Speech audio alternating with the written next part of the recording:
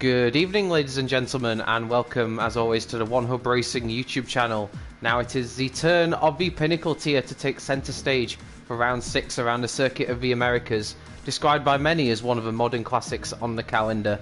My name is Jake, and as always, I'm joined by Austin, someone so popular he had his very track's state capital named after him. How are you doing? I'm always looking forward to this one. I mean, I know that most people know by now that I'm not American, but I sound American enough that people think I'm American. And so this is sort of my home Grand Prix now that the German Grand Prix got ditched from the calendar of the real F1, obviously One Hub by extension as well. So this is sort of my home Grand Prix, if you will. And I'm looking forward to that very much. And of course, last time out, we raced at the Red Bull Ring as we saw Midnight claim his first win of the season with a brilliant performance and collect driver of the day to boot. However, he has since opted to depart on a high as he actually left the league earlier this week, and Red Bull have hired Netsky in his place, who you will see here tonight. Samster managed to beat Zach to second despite Zach crossing the line ahead of him, but thankfully for Samster he picked up less penalties. And just to quickly recap, the rest of the points positions were completed by Lakitu, Konzo, Larkin, Raikkonen, Slash, Matt and Dan Murphy, who collected a point on his One Hub debut. And Lakitu and Knowsley also got the fastest lap points, while Louis had his first ever One Hub DNF. Plenty of surprises last week at Austria, but what stood out most to you, Austin? Well, the one thing to know, it wasn't Louis' first DNF, it was his second. He had one earlier, I think in season 12 or 13, but it was only one. And usually he's always not just finishing, but also in the points. So for him to retire for only the second time in his long career at this point was certainly very surprising. But the most surprising thing to me, I have to say, is probably that Midnight decided to leave on the arguably one of the highest of highs, winning the Austrian Grand Prix and then saying goodbye. Very sad to see that. He is now being replaced by Netsky, our only Swedish driver in the Pinnacle tier. We have a couple of Swedish drivers in some of the other tiers. I remember Kingen, I think in the Prospect tier, is a Swedish driver as well, but here in the Pinnacle tier, Netsky being the only one. And then we also had another departure. You mentioned him. He finished P9 last week. That would be Matt FNG. He has also decided to leave One Hub, and he is now being replaced by infamous Pillars in the Mercedes. Yeah, quite a few changes from last week already, but hopefully we'll see the new drivers have a good opening race here. Going on quickly to the Drivers' Championship, as you might expect, Louis is still firmly in charge on 94 points with a 48-point lead over nearest challengers Gil and Lakitu. Zach has moved up to 4th on 41 points, 3 points ahead of Larkin in 5th. It's not really to save as much of a battle at the moment anyway for the lead in the championship, but with the battle looking really close for second, who do you think is looking, maybe not the quickest, but the most consistent in that battle? I mean, there's one guy that just jumps out immediately, and that to me is Larkin. He's at 38 points right now, but he is the only driver in the Pinnacle tier to have finished in the points in all 5 races so far this season. Something Louis wasn't able to do. His streak snapped last week. Something that no one else could do. We had Gil and Lakitu who missed one race each. And Gil, who obviously last week finished P12 only. But Lakitu might be one to look out for. If he doesn't miss any of the other 5 races, then he might be in for a shout. But I gotta say, in terms of consistency, Larkin, I think, is the man to beat. He's the only one who has that streak alive. Yeah, he's actually not had a podium, despite the fact he's stood in 5th on 38 points. So it just shows how consistent he's been across those 5 races so far. So if he can keep that going, there's no reason why he can't potentially get up to second in the championship. Doesn't seem to be anything standing in his way when it comes to consistency, just maybe lacking that one outstanding result, but maybe he doesn't need it if he can just keep getting the points here and there. Meanwhile, in the Constructors' Championship, Williams hold a 25-point lead over nearest challengers Haas, who I would really say have been the form team of late, while Red Bull are still in 3rd and keep the pressure on thanks to Midnight's victory last time out. My question would be, with Williams struggling quite a bit in Austria, how much threat do you think they're under for the Constructors' title? I mean, the one thing you have to note here is that obviously Haas being the #1 challenger right now, you look at Haas and you see that, yeah, Lakitu is really, really good. We know that much. But between both drivers, they've missed 3 of the 10 races, so to speak. So 5 races per driver. They've missed 30% of their races. Plus, Zach didn't really have a good day around his home track in France either, where he finished P12 and only got the fastest lap point outside the top 10. So it's really a tricky one, this. Lakito's been delivering consistency. Zach missing out another race here. And I don't fault him. I don't blame him. I mean, the man's a real-life French F4 driver. He's got other things to tend to. Other things to attend. But still, it hurts them. It hurts Haas, and it's something you can't deny. So Lakita is going to have to do the heavy lifting here, and Zach needs to capitalize when he's here, which will be, at the very least, for Canada next week and Britain in 3 weeks. The rest he probably will not be able to attend. Obviously not tonight, not in Australia in 2 weeks, and not in Vietnam for the season finale. Yeah, that is definitely going to cost them.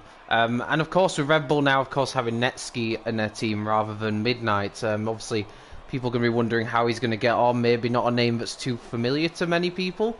But you've obviously had a look at his time trial laps ahead of tonight's race, and it's fair to say that they look fairly promising, don't they? Yeah, certainly so. I mean, Netsky, yeah, that was a really good time at 1 minute 29.017. So only 3/10 behind the fastest time trial lap time, not just here in One Hub, but I think the second fastest in the world. That would be, of course, your championship leader, BDG Louis, with a 1 minute 28.7. So just 3/10 away. He is the third best on the grid. Gil is the only one in between those two with a 1 minute 28.8. So that is very, very promising. He's faster than Josh. He's faster than Samsa. He's faster than Lakitu around here. Lakitu only with the 1 minute 29.3. This doesn't seem to be his best track. You look at Larkin, 1 minute 30.1. That is a shocking lap. Zach hasn't posted a time. Compassionate wasn't able to find him.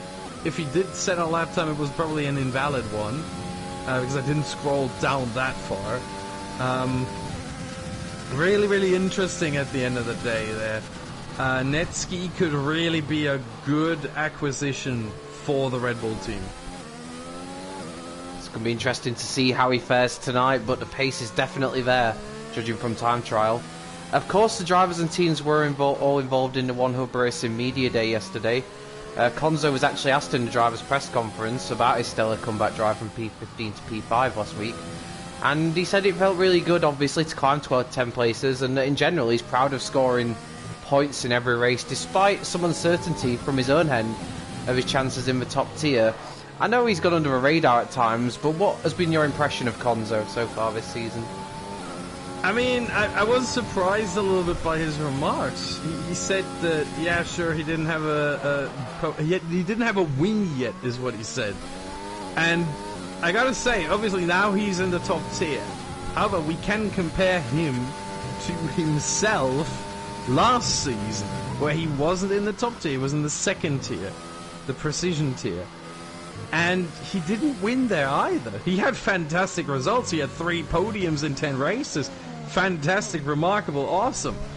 But he never won a race in One Hub, so for him to say, I didn't win yet in Pinnacles, I think is a little bit far-fetched. I don't think that was the expectation. I mean, maybe he set himself that expectation, but I think if he gets into a mindset of, look, if I can improve with every single race, if I can just get better over time, then then he might find himself at more success getting podiums at least. Because 5th place. That was his best result last race, and it's not that far off from a 3rd place, is it? It's just 2 positions, and a little bit of a better race, maybe a little bit of luck going his way, a safety car at the right time, something like that, and you could easily see him on the podium. But aiming for the win,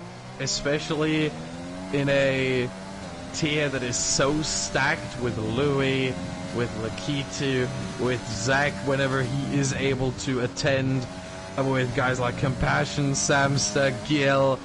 I mean, you look at those names, and even, as I mentioned, Netsky, as new as he is and as much of an unknown as he is, looking at his time trial times, he might be a dark horse. So to aim for a win here, everything needs to come together for a driver of Konzo's caliber, as good as he is, as consistent as he is, to get a win. And speaking of Netsky, actually, he's just gone quickest on a 1:29.6, so already setting a pretty good benchmark time in qualifying as Lakitu slots into 2nd. I was actually going to come back to Larkin as well, someone we touched on a bit earlier. He's had a really impressive season, of course. He did speak in previous interviews about how worried he was about being... He was actually worried he was going to be moved down tiers before the placements were announced. And he actually feels like he's really shown his worth this season in the Pinnacle tier. What do you think's been the key to Larkin's success this season? I mean, we talked about this earlier. It's consistency. It's really just making the most of the opportunities you get and just staying out of trouble. Don't get penalties.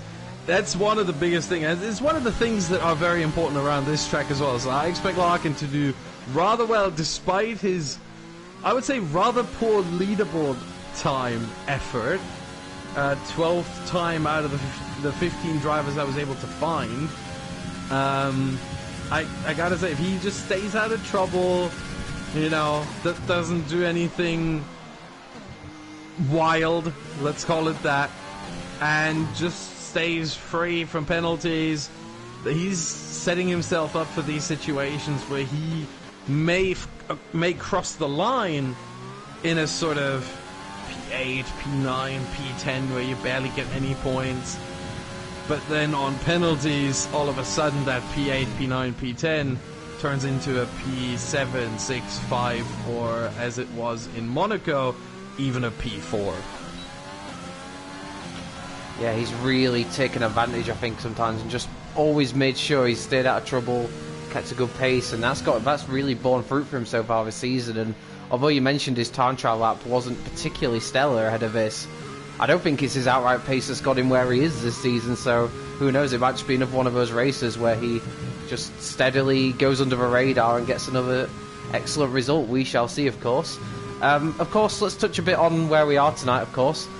We are racing at the Circuit of the Americas. This track first hosted an F1 race in 2012 and has seen America finally find what I think at least seems like a permanent home on the calendar. It's the first of only 2 counterclockwise tracks on the season 16 one-hub calendar, this and Vietnam of course. It's a 3.4 mile Tilke design track, 20 corners, 11 to the left and 9 to the right. And previously in the Pinnacle tier we've had, well, maybe not in the Pinnacle tier per se, but Louis, Josh and Westy, I believe, are the 3 drivers that we've got who have won here previously, although none of those wins happened the last season. Now I want to touch on with you was obviously we've got a lot of Herman Tilke design circuits on the calendar, and a lot of them actually come in for criticism sometimes for being perceived as quite dull tracks, quite unimaginative. What do you think it is about this track that seems to make it such a favourite with fans and drivers? I think it's the fact that Herman Tilke had some time to learn, maybe, to understand maybe not just what F1 wants from him. They're obviously the entity giving him the contract, so he has to fulfill what they want, but also F1 is a massive sport with millions and millions of fans around the world, so you gotta take that into account as well. And I think if you look at the track, you see a lot of the best sorts of things that Herman Tilke has done over the years. One corner that is very, very indicative of that is obviously the whole turn 16, 17, 18 section. Very reminiscent of Istanbul turn 8. Just you know, inverted, whereas obviously simple turn 8 is a quadruple left-hander. Turn 16, 17, 18 is a 3 to 4. It's hard to count it properly. Some say 3, some say 4, but one long right-hander with multiple apexes. So very, very fun corner to drive, very fun corner to get right, but also very hard to get right. I think as well around here there's a lot of undulation as well, like it's not just completely flat, like you've got a massive steep hill going up to turn 1, which almost makes the apex slightly blind as you turn in. You know, it's not just a simple flat track, and I think that also helps in its appeal as well. And of course the venue where it is, it does seem to generate a massive turnout, and it's just in general very popular. Coming back to qualifying then, we've got 8.5 minutes left of the session. We've currently got Samster now on the pole position on a 29.5 with Netsky just a tenth of a second behind, and Glock in third place as well. I want to touch actually on something Glock said in the build-up to this race. He was very worried about tyre temperatures on the pad, as Josh actually goes quickest. Now, can you explain to us why it's such a difference on the pad for tyre temperatures as opposed to the wheel? It's very simple actually. Just look at the analog stick, which is what the drivers on the pad use to steer the car, obviously, and then look at a wheel and look at the amount of precision you can get from either one of these devices. The analog stick, what is the difference between analog stick to the left and analog stick to the right? What is that, an inch? Probably less than that. What's the distance from full lock? Let's say you're running on 180 degrees, which is very small. Usually most drivers calibrate their wheels to around 200, 220, sometimes 240 degrees, so 120 to either side. Measure that. It's probably 20 centimeters, somewhere between 8 inches and a foot is what the distance for that is. So the precision that you have with a wheel is just so much better, it's just so much more than you have with a pad. And the way these cars work and the way the steering works is that if you steer beyond a certain point, you don't get more turn in. Obviously early on, the more you steer, the more the car turns. At some point though, where even if you steer more, the car does not turn in more. However, what it does is that the wheels start sliding, and when the wheels start sliding, they heat up. So to find that sweet spot on a wheel is so much easier, where the wheels do not slide, you still get perfect grip, but they also don't overheat.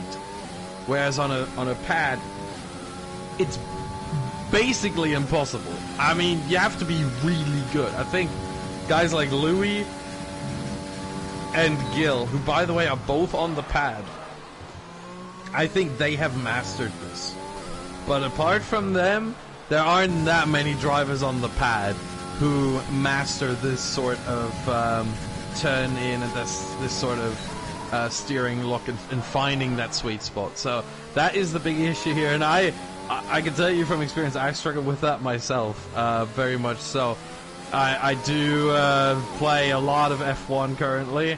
I do a 100% My Team series, and I struggle with the same issue. I can tell you the biggest issue with the tires here is that it's really just the softs. Once you get out of the first sector, so you go through turn 1, obviously up the hill, the left-hander, and then turn 2 is flat out, then the S is 3, 4, 5, then the long right-hander of 6, then you're on the exit of the first sector, then you have the left-hander of 7, right-hander 8, the long right-hander of 8, and then the short left-hander of 9. That's where the front right tire is the hottest. And at that point, if that tire is over 105 degrees Celsius on the carcass, the tire overheats and you lose a whole load of grip. And the car just starts sliding more and more. You have to take the corners slower. And on top of that, to add insult to injury, you also get more tyre wear from that as well.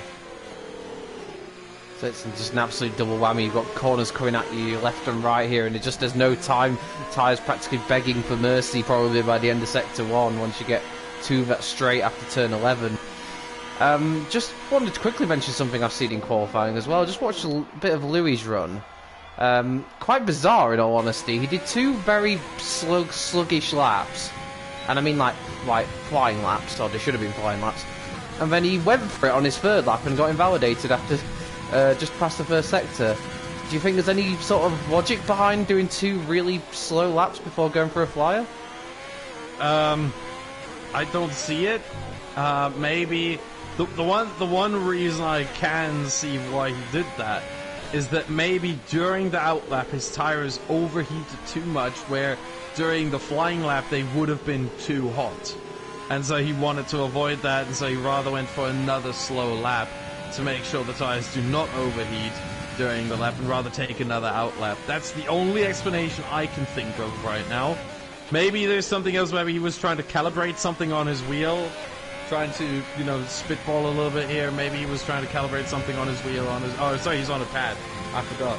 But maybe, you know, he was trying to test out something new with his wheel. Maybe he's trying to... because we know Louis sometimes is racing with no racing line. He used to be known, and I think he kind of still is known in the F1 community, in the F1 League racing community, as the racing line merchant. But he tries to race with no line, at least in one other league that he's racing in. I don't know if he races without racing line here, but if he is, maybe he was trying to get a feel for the track, for how it is to race with no line. I'm looking at him right now. I think, yeah, now he's just setting it up. Maybe he didn't like his run out of the final corner, because that sets up your whole lap. So that could be the case as well, because I'm on board with him right now, and I saw there that he definitely set up his final corner so he gets a good run, maximum speed across the line to start the lap. Maybe he didn't like that in his first couple of runs. Just watching Dan Murphy as he threads his way around the final sector of the lap, currently in 12th. Oh, on a Louis has invalidated again. Oh no, and that's going to mean unless he can go for another lap, he won't be setting a lap time. He can. He can. Yeah. He's got one more. All pressure on that final lap, and of course around here it's very easy to invalidate your lap time and in the same time in the race pick up penalties and warnings. So that'll be something to watch out for as Dan crosses the line now to improve up to 10th on a 130.6. Pretty solid effort. He of course did score a point last week on his debut. That was a pretty solid start, and I'm interested to see how he gets on. Currently we've got Josh still on pole, ahead of Giel and Samster as they all come out for their final flying laps. Is there anyone near the top that you perhaps wouldn't have expected? Looking at it, trying to compare to my notes here with the leaderboard times, I'm not really, honestly. I'm not too much surprised. I mean, seeing Josh ahead of Giel is something I'm a bit surprised with, but then again, Josh is a really fast driver, so considering his results so far, 6-3 and 4 with 2 races the last 2 weeks that he did not start at, to come back like this is really good. Lakitu in P6 I find surprisingly low, but apart from that, Glock maybe in P4 could be a little bit of a surprise there. But I mean, if I look at his, if I do look at his time, no, actually 29.2 in the leaderboards, and that's a fun fact, by the way. In the leaderboards, I actually discovered that we had a little bit of a Jerez situation. To those of you who remember, who were F1 fans back in 1997, there were 3 drivers coming across the line with exactly the same time. We had the same thing in the leaderboards, actually, where Samster, Glock, and MMA Slash all had the exact same lap time on the leaderboard with 1 minute 29.263. That's incredible. That's mad close. I mean, it just shows, though, especially when you get these tier systems now, that everyone's so closely matched. But even so, you still don't expect to see something as incredible as that. I certainly don't think we're going to get anything like that in real F1 for some time. Certainly not while there's Mercedes running out front anyway. The checker flag is out now at the end of his session. Cliffy's done with his lap. He went 8th place right at the end there. Slash has crossed the line. We've got Louis, who's ending what will be his only lap. He nearly went a bit too wide at the penultimate turn, turn 19. He gets on the power. Where's this going to put Louis? He slows down. He wanted P11. He wanted P11. Oh, mind games, mind games. What's going on there? Oh, well, Compassion's just ruined that. Oh, it wasn't Compassion, sorry, it was Knowsley. Oh, well, it's now 13 because Konzo moved up as well. I think it's going to be down another place as well because Compassion's gone 9th. Okay, that's not really worked out incredibly well for Louis if he wanted 11th. That's... What would I suggest to you? That's not something you'd expect to see from your championship leader. Yeah, but he wants the tire choice. Maybe he doesn't like the softs. I don't know what it is, but what it tells us is that there is a dry start to the race. That we know, because otherwise he would not do that. If there were some sort of intermediate or full wet start to the race, he would not do that. But interesting, this. He wants the alternate strategy, and I think I have a bit of an idea as to what his strategy is gonna look like. Because some drivers, as we mentioned, they do not like the soft tire here. As Josh takes pole position ahead of Lakitu, that is the front row. Then we have Gil, Samster, Glock, Netsky at his debut, P6. That's a very good result so far. Let's see if he can turn that into plenty of points. Then we have Larkin, Cliffy, Compassion, and Slash, all on the softs inside the top 10. Then we have Konzo, Nolsey, Louis, Dan Murphy, Infamous Pillars, and Raikkonen with no time, down in P16. I definitely saw him out on track a lot, so I'm guessing that's probably just down to invalidations. He didn't get a lap in. I don't think it was any sort of tactical strategy because he was out on track quite a few times, so obviously just didn't get the lap in. But it definitely was tactics on Louis' part there, slowing down the way he did. But well done to Josh. He actually improved his lap time at the end. His first lap time would have been good enough for pole position, but he improved it by 10th anyway. So Josh looking very, very quick and formidable at this point of the I suppose the race night, if you like. But what's going to be interesting to see is what's Louis going to do. He's clearly got something up his sleeve, and I'm also interested to see how Netsky does. Like you touched on, P6 on his debut. That's something that might have caught a few drivers' attentions. Yeah, certainly. They're probably looking at this guy. Who's this guy? What is he doing here? And yeah, he's got some eyeballs on him now. I think everyone is gonna look even closer to him now, even more on him now. In turn 1, because it's one thing to be fast, a lot of people are. It's another thing to have racecraft. We know this in part from the ratings that the F1 game has obviously released of all the real life drivers. The racecraft is a different one to pace, and it's no different here in 1UP, so let's see how his racecraft is, but I reckon he's going to be fine. It's going to be interesting in turn 1. Let's hope there's no major incidents there, because it is a corner that is quite prone to that sort of incident, as turn 1 is very wide on entry and then slightly narrows on exit. And I've caught some interesting pre-race comments actually from Netsky as well. He described himself as an aggressive, smooth operator, so a bit of a Carlos Sainz fan, I'm just going to suggest.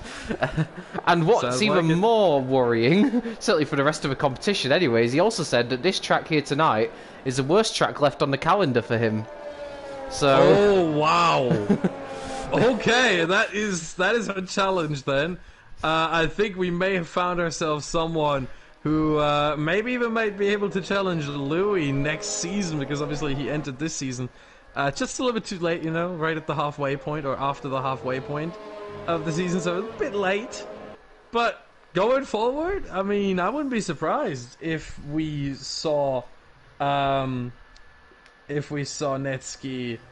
play a part in all of this, so it's going to be very, very interesting to see. But let's look at the tires quickly to see what is going on there.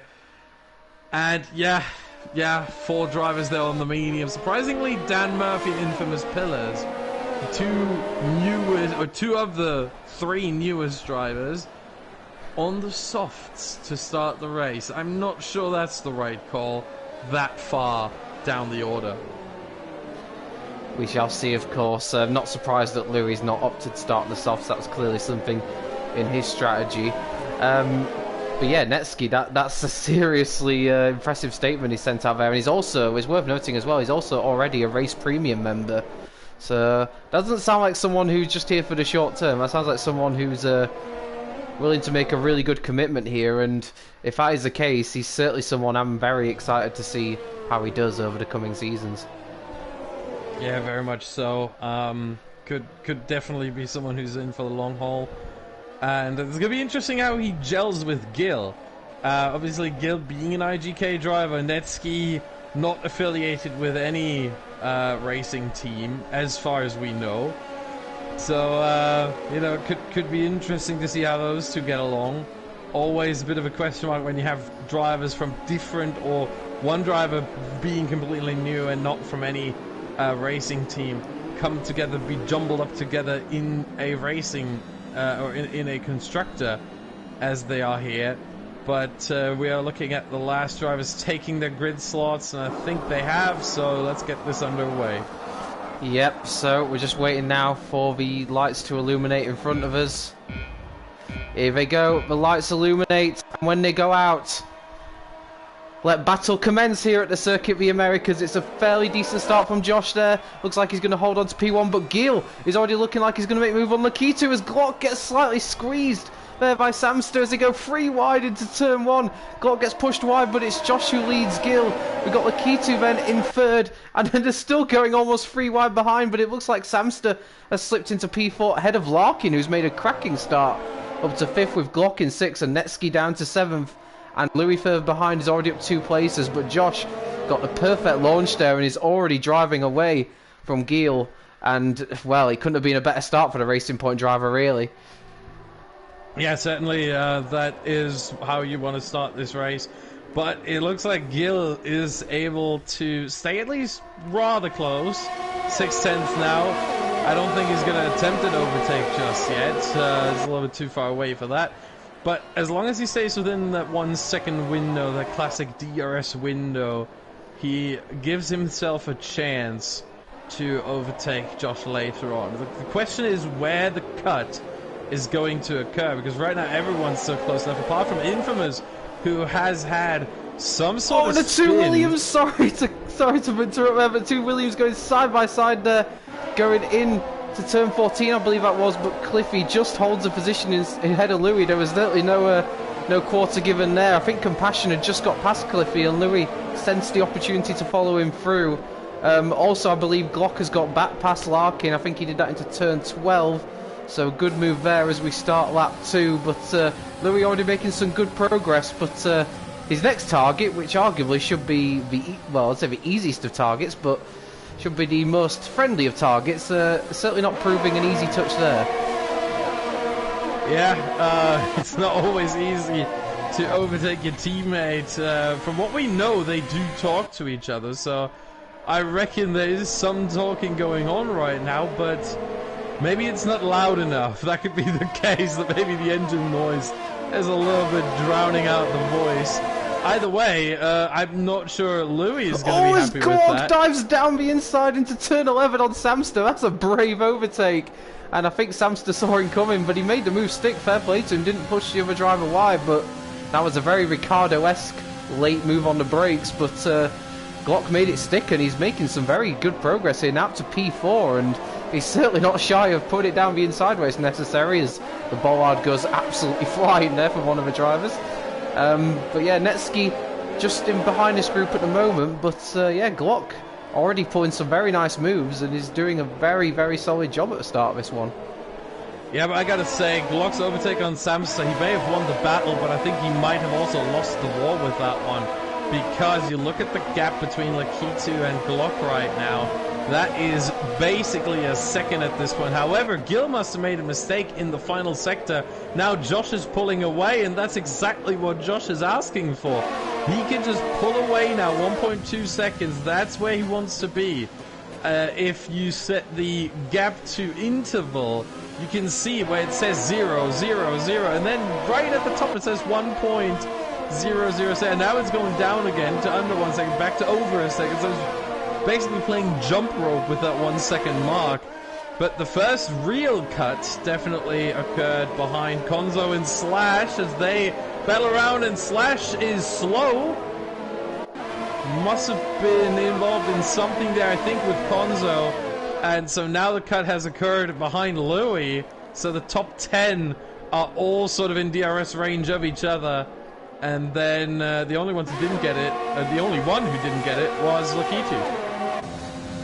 Well, I have to say, it was probably quite a friendly start, shall we say, from Netski. Obviously, we've been his first appearance in one hub, but he's certainly getting down to business now, and he's looking like he really wants to get past Larkin's AlphaTauri here. We know Larkin's a king of just getting good results, but he probably isn't as quick as Netski on outright pace. So Netski will want to try and make this move stick. The problem Netski has, as you've touched upon, is that Larkin himself will have DRS on the car in front, so that almost neutralises the advantage Netski will have. Oh, but Josh is down a second. Gil overtook him. I think Josh made a mistake in the long right-hander, 16, 17, 18.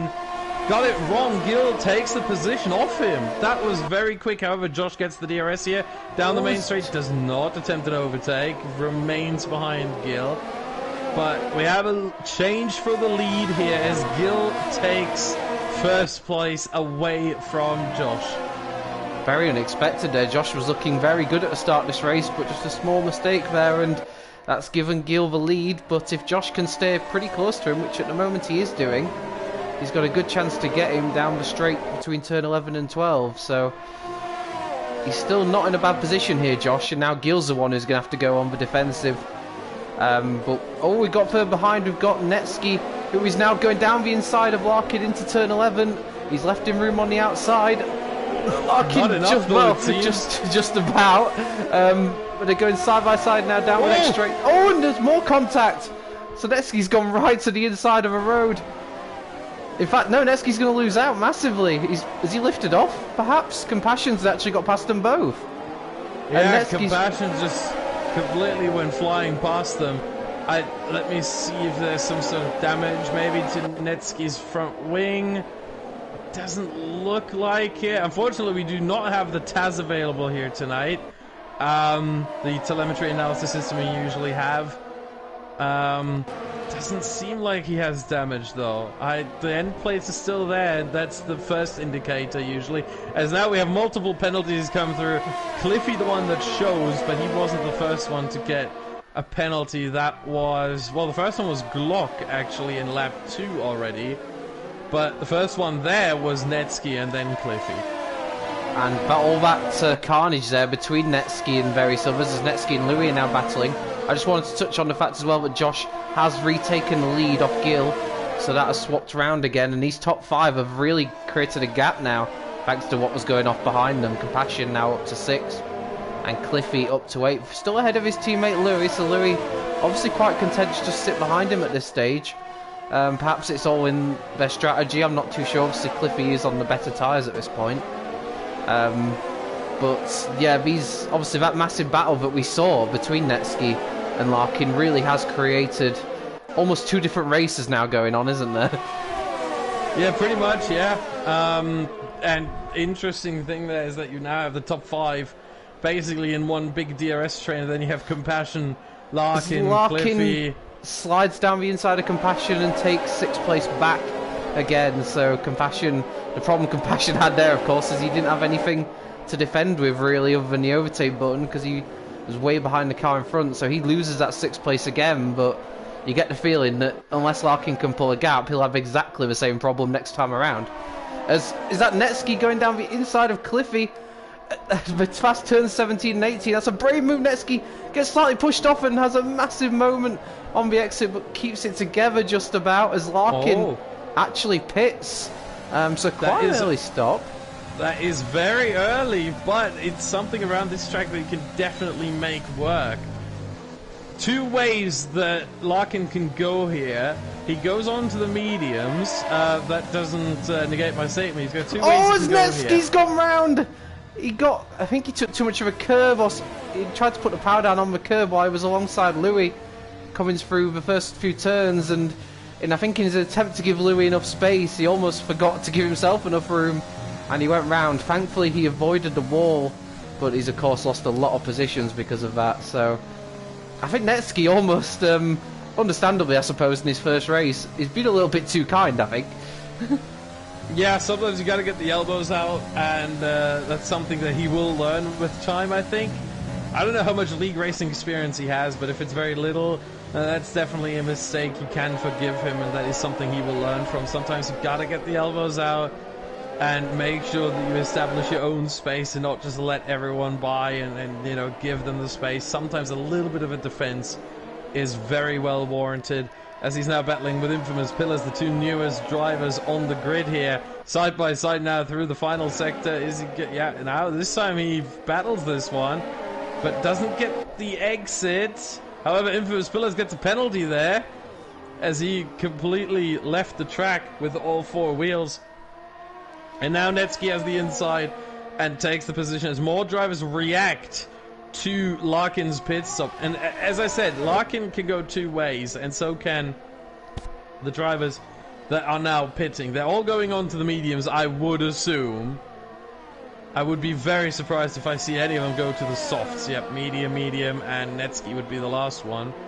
As Lakitu, Cliffy, and Slash have already done so, and onto mediums as well. Now they could say, look, I don't like the mediums. They are 1.4 seconds slower than the softs.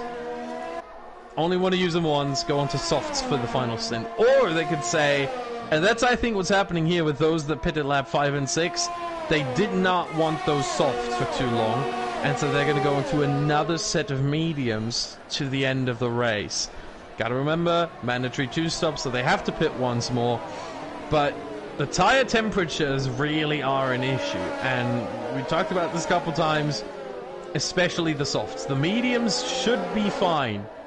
The softs are the ones that struggle. So I reckon the drivers that pit early will go for 2 stints on the mediums, whereas the drivers that pit maybe a bit later, lap 7 is sort of the crossover point where you can start thinking about either one.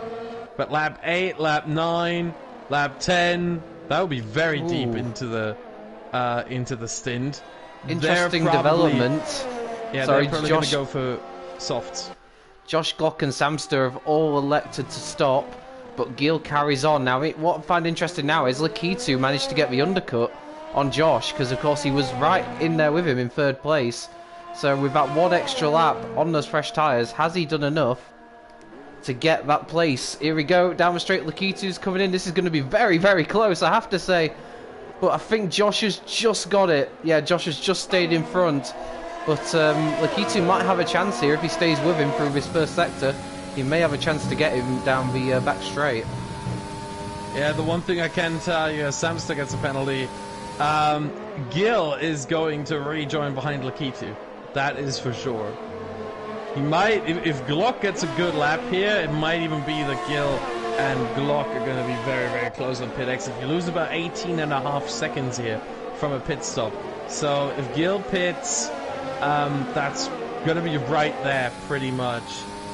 So it's going to be very, very interesting to see how this ultimately develops and where Gil rejoins, but certainly behind Josh and behind Lakitu. Yeah, the one thing he may hope for later on, of course, is if he does a longer stint now on the softs, he can then potentially think about running the softs later on if he doesn't find overheating to be too much of a problem. Yeah, and he stays out. Well, maybe he's thinking now there's no point trying to cover them off because I'll probably lose out anyway, so I might as well lengthen the stint even more and give myself more options later on. Yeah, I think the option he gives himself later on is the soft tyre. That's how simple it is. He's looking at this going, okay, they pit lap 7, they could go on to another set of mediums, and Gil wants to go to the soft tyre and have that advantage late in the race. He is sort of, he always likes doing the alternate strategy. Obviously, if he qualifies inside the top 10, he can't really do that. He has to start on the softs to do all this. But he can do the alternate strategy in that regard, that he could go on to softs when everyone else, especially in these conditions, you look at how sunny it is, there's barely any clouds. It's really warm, which makes the soft tires even less of an option for most drivers. And Josh tries to go around the outside of Knowsley around turn 11, and he gets a superior traction on the exit, and he even gets the DRS to boot as well. So that's really worked out as well beautifully for Josh, as Lakitu will follow him through past Knowsley. Knowsley knows, of course, this isn't really his fight. Oh, but Lakitu touches though, touches twice. I want to say that from my angle anyway, it looks like Lakitu may have moved across a little bit too early there. But he's got the move done, and hopefully Knowsley hasn't got any damage. Is that Glock going down the inside as well? Yes, it is. So Knowsley losing 3 positions there in a space of half a lap, pretty much. Yeah, that's what the different strategy does. I mean, 8 laps, different tires. That's a couple of tenths per lap, so that was very much expected. As Gil and Dan Murphy are now in. Gil, I think, will rejoin, probably behind Glock as well. Let's see. Yeah, oh, behind this whole train, at the very back of this whole train. Or, it's going to be close. He's side by side with Knowsley. Gets him. Oh. Yeah, but I think he's also helped Sams to get past him as well at the same time, so he might come under threat from the Mercedes as well. Knowsley had to sort of back out the exit there, just with the nature of his pit exit, it can get a bit clumsy at times through turn 1, but yeah, Gil has lost a place to Glock, but to be fair, considering the extra laps he's done the soft tyres, I don't really think that's worked out too badly for him. Yeah, it really hasn't, and as I said, he might set himself up for later in the race when he goes on to another set of soft tyres, whereas I reckon most other drivers are going to go for mediums because of the tyre temperature issues. He's probably going to try and risk it, and it's going to be interesting to see which strategy comes out on top, the medium, 2 stints of mediums, or 2 stints of softs. It's going to be a nice little battle there that's going on in the garages more so than on track, but obviously spills over into the track, or onto the track rather. The only person who's gone against the grain so far on strategy is Dan Murphy, who started on softs and has actually gone on to another set of softs. So he's pretty much tied himself in now, but he's going to have to go into mediums in the last stint. Yeah, but I don't think he minds. I don't think he minds too much. The interesting thing about Dan Murphy there is that he pitted the same lap as Gil. So that gives you a little bit of an indication as to maybe what direction Gil is going. And Knowsley, his teammate, has just pitted as well. He of course started on the medium tyres. Interesting to see what tyres he takes on for the second stint. He's going to take on a set of softs. So now he's got both options available to him, but so that kind of frees him up in that sense of a thing. In terms of Louis, he's got a 7-second lead at the moment. Obviously, him, Raikkonen and Konzo are still out on the medium tyres they started on. How would you say Louis' race is working out so far? Has he got a good enough gap at the moment? I mean, right now he would rejoin sort of right where Compassion is, behind Cliffy and, you know, probably slightly ahead of Compassion.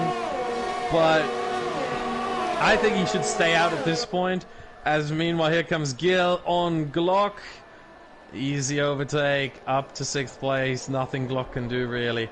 Not much he was able to defend with. But, yeah, I don't know about Louis there.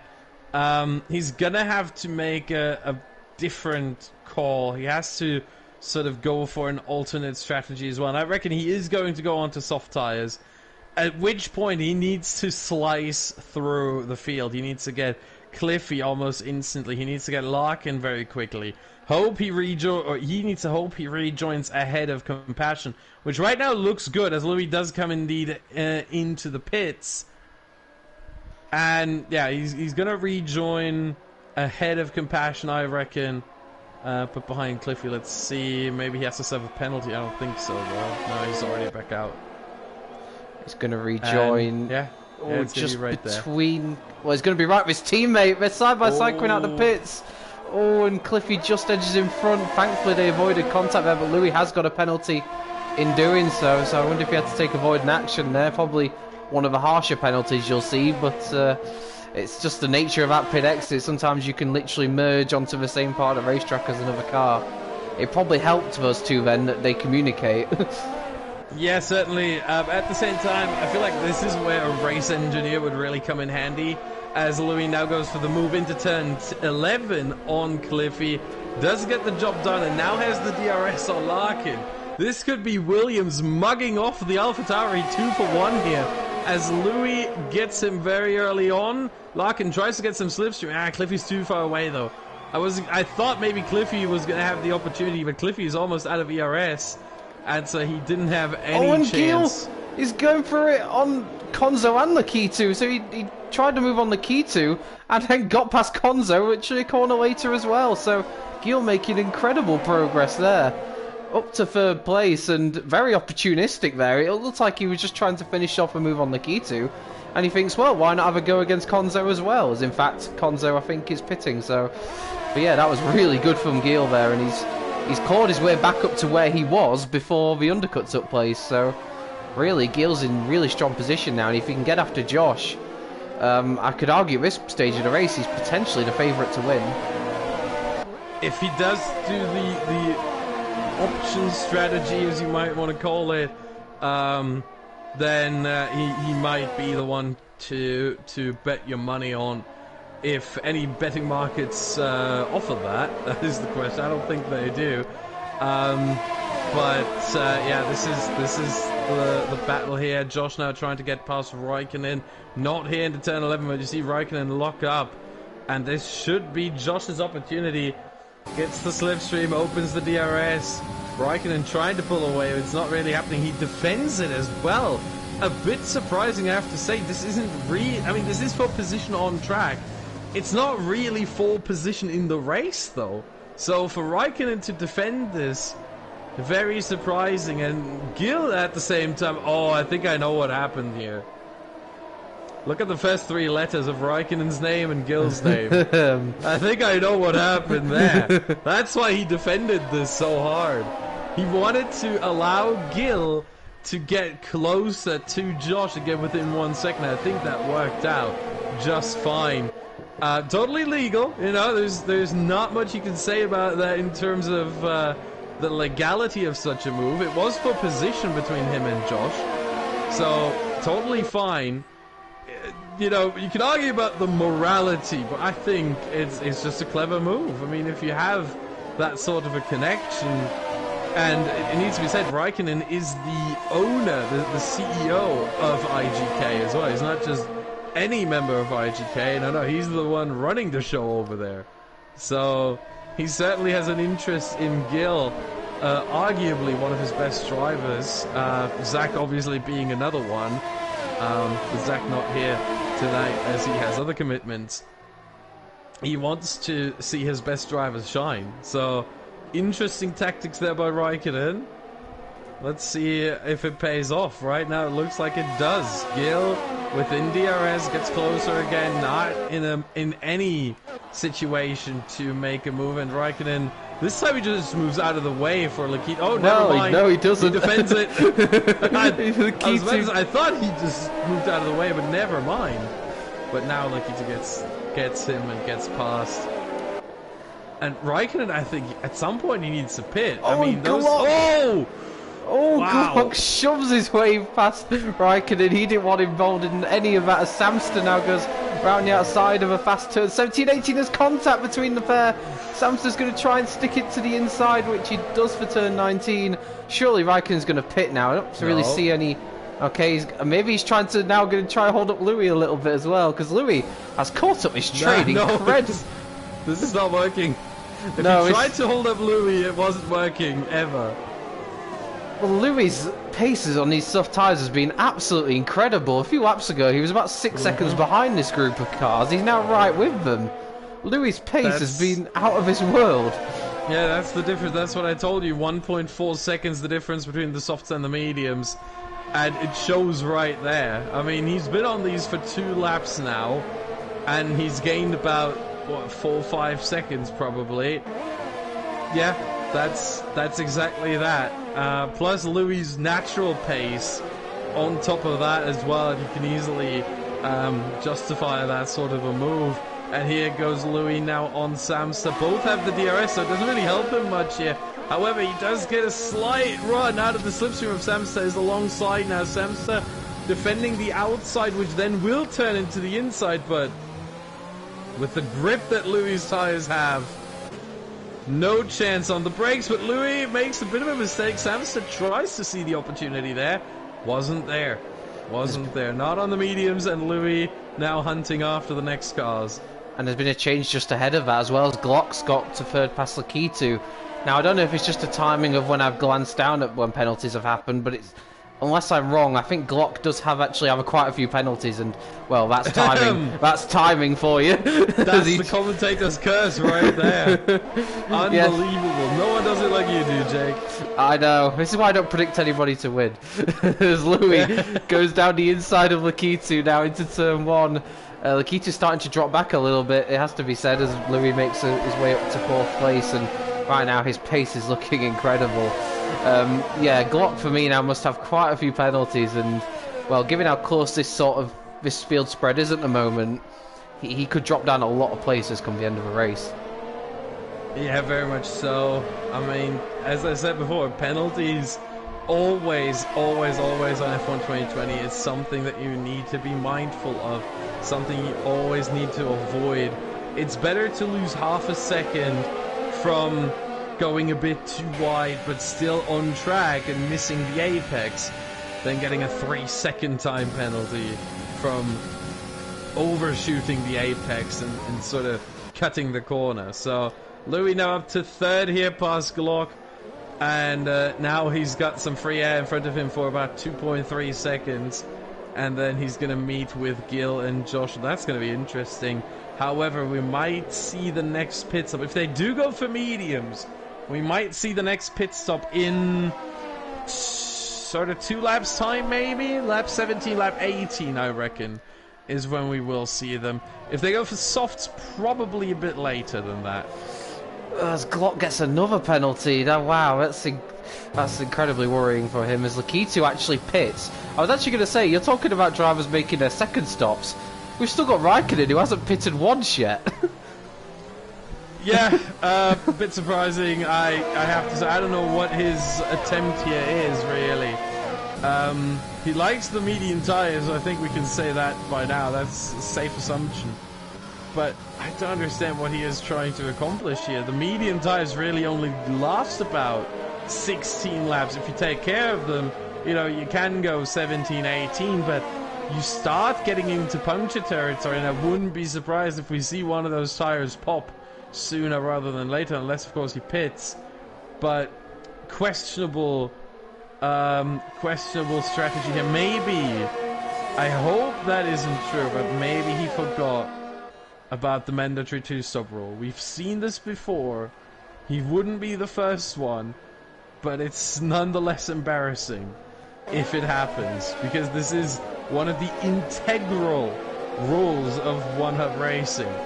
And for a driver to forget that, that is, yeah, it's as I say, it's embarrassing.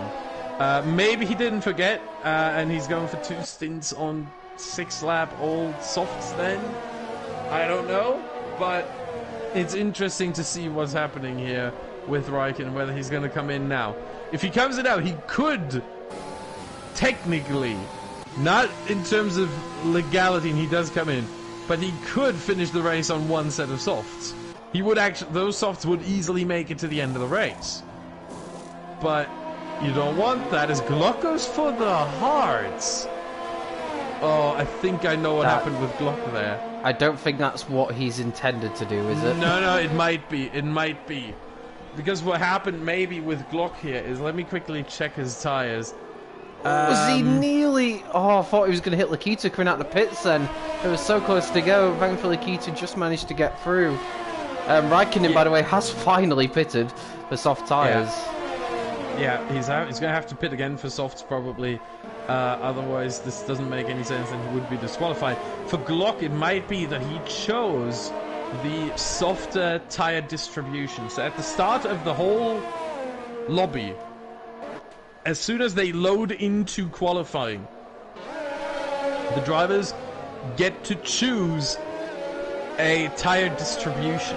And they have 3 choices: softer, balanced, and harder. I reckon Glock may have gone for the softer choice, which gives him 4 sets of the softs for qualifying, and then 1 set of the medium and 1 set of the hards for the race. He's already used 1 set of the mediums. He's used 1 set of the softs. I reckon he did not want to go on to the softs because he saw the tire temperature, the overheating issues, but he didn't have another set of the mediums available, so he had to really take a bite of the sour apple and take the hard compound tire. Louis has pitted, and he's... Well, is he going to go back on... No, is he going to go on to softs? Yeah, he has gone on to softs. That's quite... As did Samster. It's a little bit surprising. I'm wondering if... Because he was very late to dive into the pits, I'm wondering if he was almost waiting to see what Josh and Gil do. Because he only took those soft tires 5 laps, and obviously this stint is going to have to be a lot longer on the softs. So yeah, but he wanted to undercut them. That's really what it was about. He just wanted to undercut them and not come out in too much traffic, and I think that kind of happened. He's now behind Konzo by about 1.2 seconds. Might actually get the DRS here. Is he going to get it? No. 1.05 seconds, so he's not going to get the DRS. However, Konzo does. So that helps Louis, because then Konzo can pull away towards the front a little bit. And the hope is that Slash and Konzo are going to pit soon. Right now, Louis, I can tell you, is the net leader of the race. From 13th on the grid. He never ceases to amaze us what he can manage to achieve. But still a long way to go yet, of course. And maybe, obviously, Gil, of course, pitted quite late on in the for his first stop. So he, of course, has the option of going on to softs, I think, certainly more than Josh does. Although Josh could potentially choose the soft tyres now. He's at that point now where soft tyres are an option to him, and obviously Louis has gone on to him himself, so that might almost sway him into the same way of thinking. Oh, they both go in. They both go in, Slash and Konzo. That's Louis perfect. now has a free path. Oh, that is the perfect. I was on board with Louis at the moment it happened. I'm pretty sure Louis was smiling. And Louis takes the position there off of Josh, and Louis now into second place, and once again, as I said, the net lead of the race, because Gil still has to pit and will come out behind not just Louis and Josh, but potentially right alongside Lakitu and or Samster. We saw Gil do some brave overtaking early on to fight his way back after a long first stint. He might have to do the same again here, because it's so closely compact, just particularly between Lakitu and Samster, who are, well, they're right on each other's tail here. Samster right behind Lakitu. Obviously, Lakitu on the medium, Samster on the soft, so you would expect Samster's got a good chance here to make a move. Lakitu will have DRS, I imagine, but that might not be enough. Samster's alongside him, going down to turn on 12. The brakes. Surely on the brakes with the superior tyres, a bit of rubbing there, but nothing really Lakitu can do. The good thing for him now, of course, though, is that he's got Glock behind him, and Glock really has no answer on those hard tyres. Well, it needs to be said, Glock on the hard tyres. The hard tyres are only 7/10 slower than the mediums. It's not that much. So it's certainly something that if you, if you do get a couple of good laps together, you might actually find yourself getting closer there. But yeah, 1.5 seconds right now. I reckon maybe near the end of the race, Glock might have a chance. But right now it doesn't look like it. Netsky, meanwhile, going for his second pit stop, and let's quickly check. Everyone but Raikkonen and Gil, the 2 IGK drivers, has done 2 stops now. Only those 2, and once again, I think at this point, Gil is going to rejoin behind Lakitu. And I think, like, the first tick off the box, I think, for any new driver to one hub is getting that 2-stop rule nailed on. So massive credit to Netsky and all the others as well, Dan and Nosley, for making sure that they got that right, because that can be an easy thing to forget, especially if you've not raced in one hub before. So credit to them on that one. And I think Netsky's definitely shown enough pace to suggest he will be a threat going forwards. The more confidence he gets with the more races he does. Gil's pretty much, to me, looks like he's run his race, not really caring what anybody else does around him. He's just doing his own thing, and, you know, he's like, okay, fair enough, I might come out behind certain drivers, but I'm more than confident in my ability to then overtake them. He is now making that stop, though, for softs. Yeah, and that's sort of the issue. That's what I was sort of fearing when I looked at the lifespan of the tires and obviously the race distance. You could do a soft to medium one stop around here if it was legal. Obviously in one hub it isn't, but in other leagues it is, and in online, any sort of unranked lobbies or ranked lobbies, if you do a 50, there's no 50% races in ranked lobbies, apologies. But in unranked lobbies, if you do a 50% race, it's certainly legal to run a soft to medium one stop here, and it is viable. But if you have a mandatory two stop, that puts it on a very different perspective, because now you start to think, well, when do I pit? And you have to care so much more about all the other drivers around you and watch out for undercuts. And that's the one thing Gil didn't do. He did not lose this on track. He was near the top. He was battling with Josh all the way up to Josh's second pit stop. And now he's stuck behind Lakita, doesn't find a way past, and now on the traction gets past him on the DRS and gets the position off the Haas. But it might be too late at this point. You see the top three are all on the softs just like he is, and he just lost so much time. Unless he can somehow close the gap and find another 3.5 seconds to Samster, he will not end up on the podium. Or, well, it could all come down to penalties. And looking at them, Louis has 3 seconds, Josh has 3 seconds, Samster has 6 seconds, Gil has none. Oh, hello. That could be interesting. Lakitu has 6 seconds. Glock oh my goodness. Glock has 15 seconds. Raikkonen has 6 seconds. Cliffy is on 9. Larkin is on 3. And Compassion is on 12. That's the top 10 right now. As I feared, Glock definitely has the most penalties out there, unfortunately. Yes. As Netsky shows that pace that we've been saying he has, as he does the fastest lap of the race, unfortunately for him, down in 14th. But if he could get a good run on that soft tyres now, he could potentially still maybe salvage a point or two. Raikkonen still has to stop, of course, with his incredibly, in my opinion, bizarre strategy. But Louis still got the lead, but Josh is hanging with Louis here, so this is far from over for the lead of a race, and Gil is quickly closing them down. Oh, well, he's closing down Samster. I'm not sure about the other two. No, he is. Samster, the gap between Samster and Josh is basically staying the same at around 1.4 seconds, 1.3. So Gil is definitely closing in on all of them. The question is it going to be enough? The gap, usually, the difference between fresh softs like Gil has them and sort of 2 to 3 lap old softs between Josh, Samster and Louis there, it's not that much, so I'm very surprised to see the pace Gil has. Maybe the first lap was his best and now the overheating issues could start. However, at the same time, you look at the skies and there's a lot more clouds than when I last checked, so the track temperature should have gone down at least a little bit, which definitely helps those soft runners, but it helps all of them in the same way. Yeah, it's going to be an interesting closing few laps for sure. Louis didn't do that long of a stint on the last set of soft tyres, so it'll be almost uncharted territory at this point for him.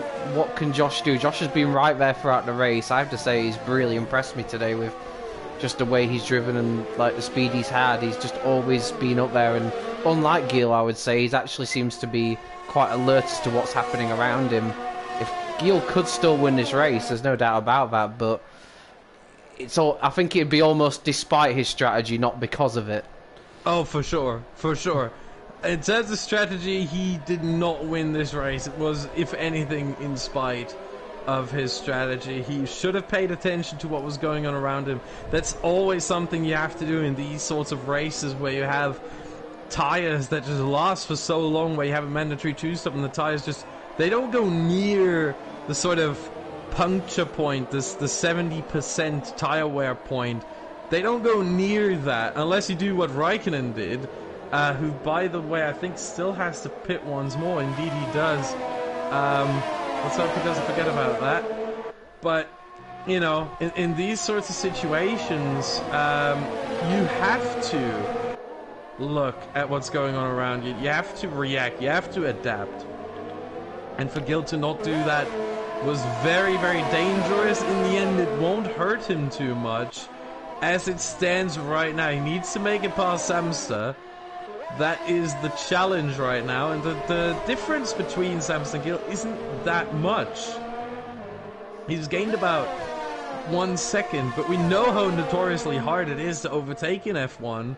He needs a good run here out of turn 11 now, get the DRS. Samster doesn't have it, so this needs to be his opportunity. He uses all the overtake he has, but Samster cannot defend. Wow. And Samster tries to defend this now down the inside, but there was no way whatsoever. Gil has that position, and at this point I think it's safe to say if the penalty situation stays the same, then Gil is going to walk home with this one. A massive credit to him for not picking up penalties around here. It's definitely one of those tracks where it can be quite easy to do, especially around the S section. The penultimate corners an area I think we've seen quite a few warnings happen. Speaking of Glock, I think he picked up another penalty, so I'm worried for Glock now, but he may drop out the points with the amount of penalties he's got, which would be a shame because I think he's driven a really good race other than the penalties, but of course you can't discount them. It's a big part of racing now. You have to stay within the white lines, otherwise this game will very harshly punish you, probably more so than they do in real life. Certainly more than they do in real life, but at the same time, the corner cutting setting is the same for everyone, and the track limits are consistent. It's the white lines. That's it. You are allowed to get 2 wheels outside the white lines. If you get 3 or all 4, that's a penalty right there. So the drivers know that. They are aware of this. And if they do infringe upon this, that's their fault, not the game's. Now I want to quickly mention as well, I'm right in saying here, am I, that if Raikkonen doesn't pit this lap, he's in trouble? No, he has one more. Lap 27, he is allowed to as well. He's running out of time. Then, if he starts the final lap without pitting for a second time, then he's in trouble. Then he's gonna be disqualified for sure, and he might not even know it. Yeah, he's been on the softs a long time. To say the strategy he's done, it does almost strike me as someone who's forgotten about the rule, because he's done a very long stint on both sets of tyres so far. Unnecessarily long, I think, in certain cases. I know there might have been potentially some IGK inbound tactics earlier on, but he still stayed out for another 4 laps after all that happened, so I don't think it was completely down to that. As we enter now the penultimate lap of the race, and Josh, for me, is looking ever closer to the back of Louis. I wonder, is Louis starting to struggle? The top 3 now very much all together on the same part of the road. Samster not too far back either. They've really dropped Lakitu and Glock. I guess showing the difference in running the softs at the end of a race compared to running the mediums or the hards, because Lakitu and Glock were right there with them, and now they're, well, 8 seconds behind Samster. Yeah, and I think it also comes down to what you see in the skies right now. It gets darker and darker. There's no rain yet, but I think if we ran this race probably around 40 laps instead of 28, I think we might see some rain. But thankfully the drivers just missed that, as here we go. Josh on Louis, maybe Gil on Josh, maybe 3 wide into turn 12. Is this actually going to happen? I think it is. 3 wide. This is incredible stuff. Louis has the inside, keeps the position. Gil's going to now try and get the undercut on Josh and now go around the outside of turn 13. They're going to stay alongside each other. This is incredible wheel-to-wheel racing between the pair of them. Josh goes around the outside and Gil dives down the inside of Louis. So again, he goes for an opportunistic move. They're sticking with it though. They're going to go side by side now through the double apex right-hander of turn 17 and 18. Louis trying to hold it out. Gil wants the inside turn 19, but he's not going to get it. And now Josh comes back at Gil. So Josh now retakes second, and Gil, who looked like at one point he was going to get the lead, is now back to where he started. I've got no words for that. That was incredible. Yeah, and it's that was not incredible, over yet. and now Gil's going to go Josh down goes... the outside of turn 1. Oh, he's broke too late. And Josh will keep the position, will he? Just about. No, Gil's going to try and stay alongside. Surely they're not going to go alongside each other through the S section. No, they're not. Josh opts against it, and I can't say I blame him.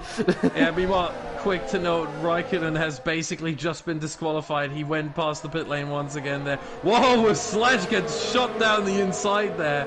Doesn't really, but I think Sledge doesn't know either that Raikkonen only did one pit stop. But Raikkonen has now been basically disqualified. He will obviously be disqualified after the race, but he did not do a second pit stop. He finishes the race on 1, and therefore, under 1 rules, Raikkonen has now been disqualified. And as I said earlier, it is slightly embarrassing. Here comes Gil on Louis, though. Gil on Louis for the lead of a race on the final lap. Gil has got the line, he's got the position. Louis is going to have to try and fight back if he wants to keep the lead, but I think Gil's just got... corner. Oh, he may... Oh, no, he's too far away now. Yeah, he would have potentially thought about dealing a bit of a treatment that he got sent to him in the last lap, but he unfortunately wasn't close enough, so Gil's got that position, and now what can Josh do in the final few corners? He's got to watch out for Samster behind him, who's caught right up to his traded cars again while they're battling.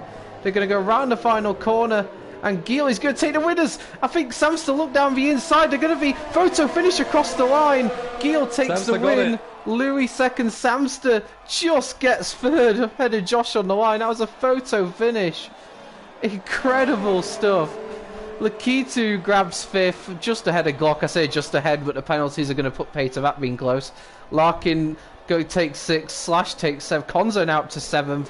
Slash 8th, Glock takes 9th, and Compassion will take 8th because Raikkonen will unfortunately be... In fact, no, Netsky on his debut will take 10th place. So, despite all the adventures he had, Netsky, he's going to get a point for all his efforts. He might not know that yet, but that's what happened. That's what's going to happen for him, so congratulations there. But it's his teammate, Gil, that takes the win, I have to say. That's one of the most incredible final few laps I've seen in a long time. Yeah, certainly. I mean, that was a fight for the ages. Louis, I think also a well-deserved driver of the day there from the game, at least. And I'm going to nominate him right now as my driver of the day. As good as that last lap effort, or last 2 to 3 lap effort from Gil was, for Louis to run that sort of strategy all the way down from P13 and move up to 2nd place in the end, almost like within a shot of the win, that was absolutely fantastic. The question I have for him is, what was his thinking? Why was he trying to qualify outside the top 10 so hard? That's a good question, to be fair. We saw how much he backed off across the line, so it's clearly something he had thought about before the race and wanted to carry out. So yeah, fantastic shout for driver of the day. He would have probably been my one as well, but to go for somebody different, I will go with Gil, and my question to him will be, I'll try and word this correctly. Are you a little bit I'll reword that question. So in terms of a strategy going forward, are you perhaps going to alter your strategy depending on what others do around you? And do you feel like that maybe could have cost you today, had you not had the pace to overtake the other cars? Alright, and with that, we also want to thank our sponsors, Next Level Racing, who will provide a wheel stand to the winner of the Going Gets Tough award, which is awarded at the end of the season to one driver who participated and finished in all the races and did all their pre-race interviews, driver of the day press conferences, if they get nominated for that, driver press conferences if they get called up for that. And we also want to thank our other sponsor, Liam13, who provides the trophies for all the winners in the Drivers and Constructors Championship at the end of the season. Absolutely, a massive thank you to both of them for all the sponsorship and the support they give us. Much appreciated. Of course, Liam13, you may have caught earlier on racing in the Prospect here, I believe. So, yeah, he does fantastic work, and you can also catch him on Twitch as well. So yeah, that was a fantastic race. It was a bit of a slow burner at times, but the last ending to the race was absolutely sensational. And I didn't quite catch the gap between Samster and who was it across the line? Samster and Josh, rather. They did have the same amount of penalties, so it did come down to the gap. But I'm guessing it was barely anything. It was 16 thousandths of a second. Wow. 0.016. And I have to say, considering how much of the race Josh spent either in the lead or in second, it's incredibly harsh that he ends up missing out on the podium. It really is, yeah, it really is. But sometimes it is that way, and can't really do much about it other than saying, well, that's a missed opportunity. But at least, I mean, you gotta say for Josh, it's pretty much still consistent with his results so far. I mean, P6, P3, P4, gets another P4. He's always there, it's just that he doesn't crown himself. He had this one podium in France, but he needs this... Maybe he needs this one spark, maybe this one moment where everything goes right. But that could be next week. Next week we have the Canadian Grand Prix. I think one of the best tracks on the calendar. The second, Gilles Villeneuve. A very high-speed track, lots of overtaking, lots of battling, and I'm very much looking forward to that. Absolutely, the One Hub Tour of North America continues. And if you thought penalties were mentioned a little bit this week, I imagine at Montreal it might be even more the case. That's definitely a track where you need to try and avoid them if possible. And that's when we'll see you this time next week at 8:30. You'll catch us for round 7 of the One Hub Pinnacle Tier Season 16, the Canadian Grand Prix, with myself and Austin as always. But until then, I hope you've enjoyed it, and be sure to subscribe to the YouTube channel if you haven't already, and also go to the One Hub Racing website if you wish to sign up. But until then, it's goodbye from both of us, and we will catch you on the flip side.